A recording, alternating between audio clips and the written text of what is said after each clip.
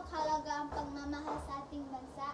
Hindi lang ito tungkol sa pagwawagayway ng matawad. Tama, pero paano natin mapapakita ang pagmamahal sa ating bayan sa paraan ng makakaambag din ang pandaigdigang pagkakaisa? Una, kailangan nating pagmalaki ang ating kultura.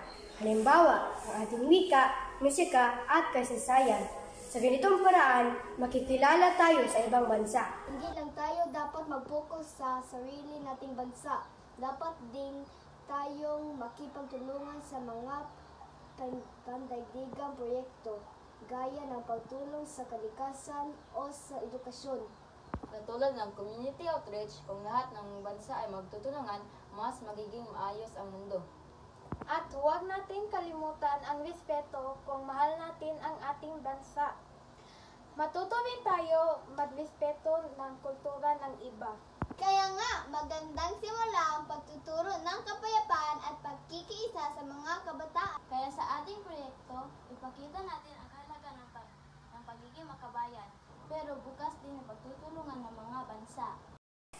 Ang simpleng paggawa ng tama at pagiging mabuting mamamayan ay malaking kontribusyon na. Gaya sa pag-recycle, pagtulong sa nangangailangan, at hindi pagpapalaganap ng fake news. At huwag kalimutan ang pagiging hospitable. Kilala tayo dyan, di ba? Sige, simulan na natin ang paggawa ng ating proyekto sa pagmamahal natin sa bayan. Makakabahagi rin tayo sa pandaigdigang pagkakaisa. Para sa bayan at mundo! Para sa kinabukasan ng lahat!